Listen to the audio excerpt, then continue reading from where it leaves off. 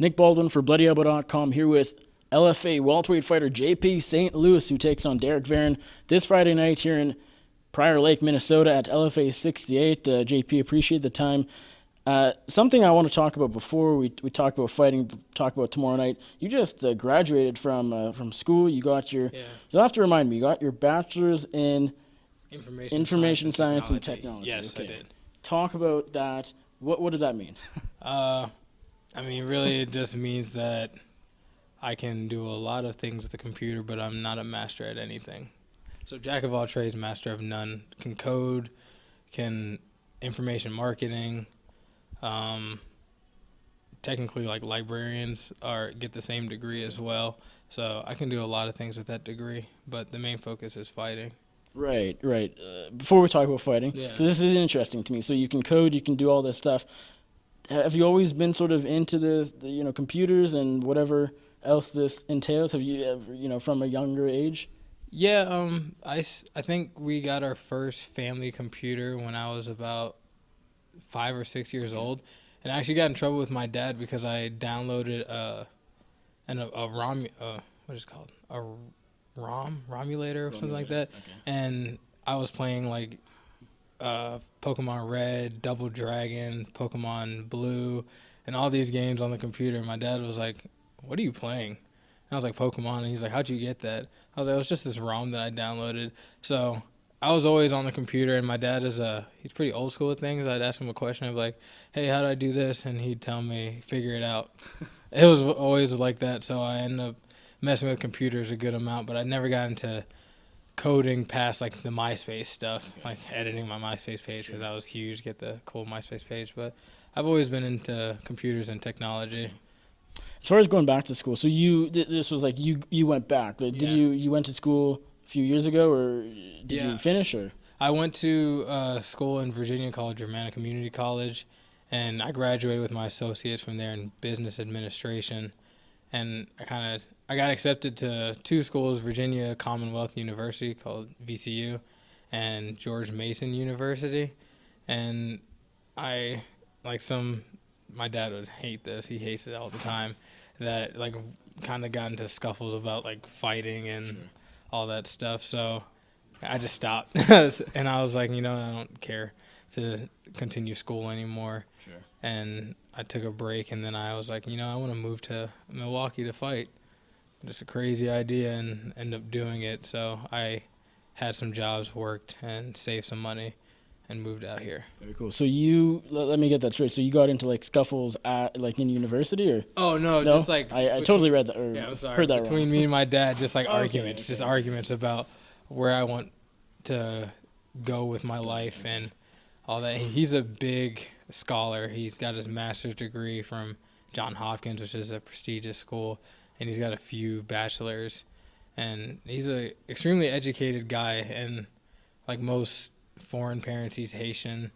They want their kids to do better and also have that education, because that's what that gave me the choices that I was able to make. Like I was able to actually train because I didn't have to work ungodly hours. Like I had a job when I was 17, but I was pretty taken care of for the most part.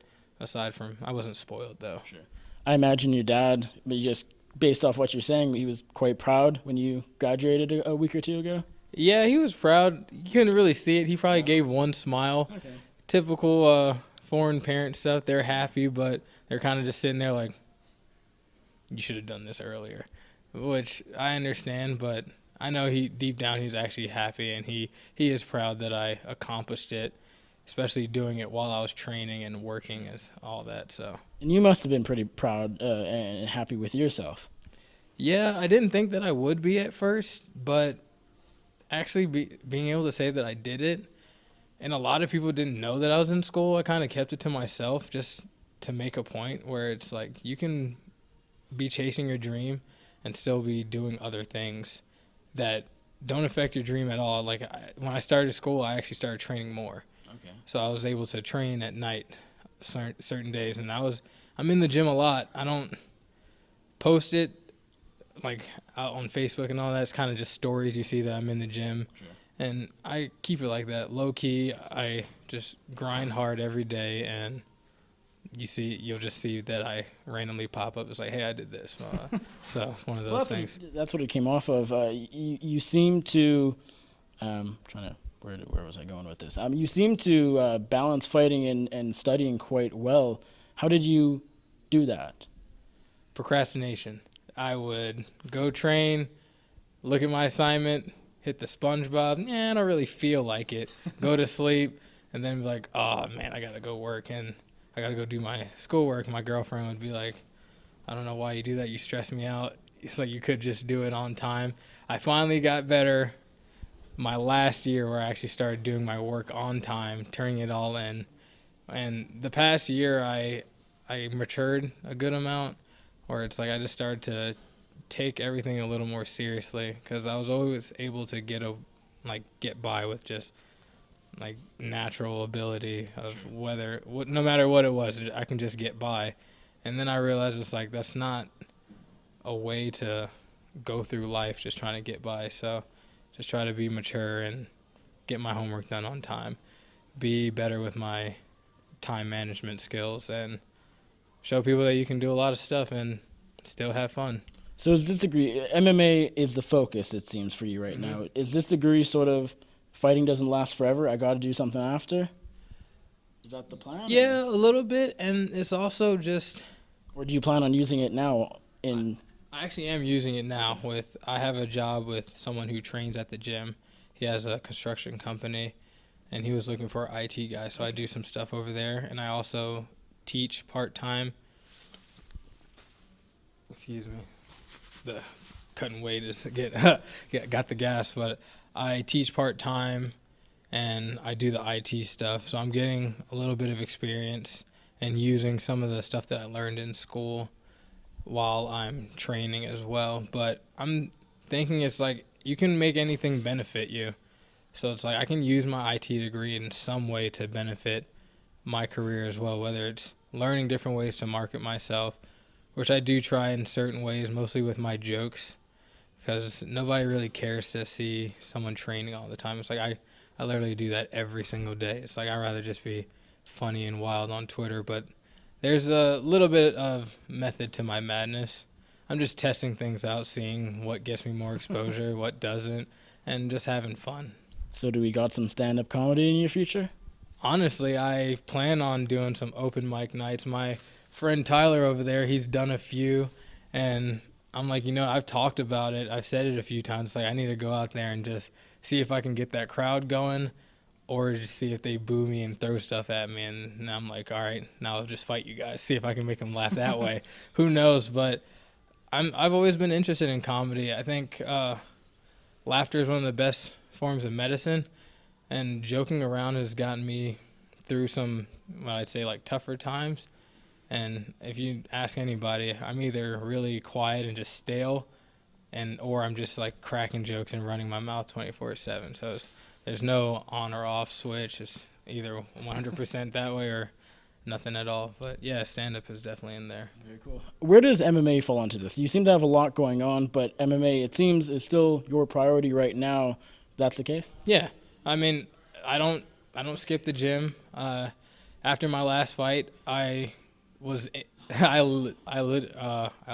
literally in the gym Sunday morning getting a sweat in, and then at the hotel after my fight, and then Monday I came back and did pro practice, and I was trying to just be a body for my teammate Gerald Mearshart and just whoever was there.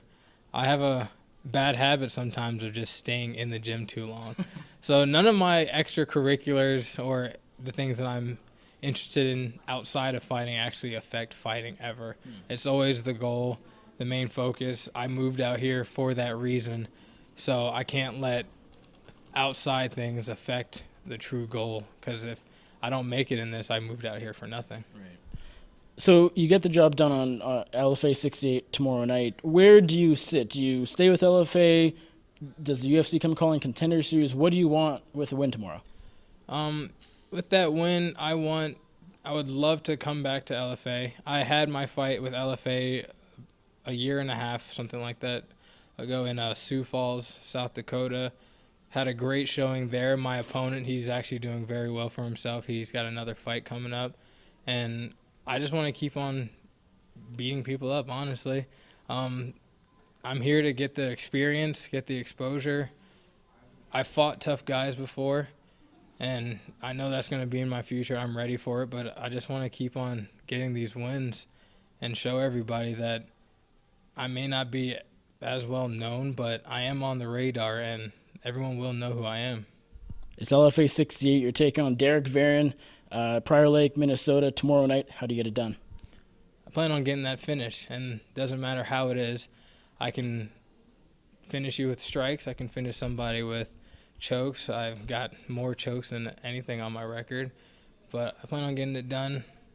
Probably second round. He's a pretty tough guy, so I don't think I can get him out of there quick, but I'm going to be going for it anyway. It doesn't matter. JP, thank you so much for the time. I appreciate it, and best of luck on Friday night. Thank you.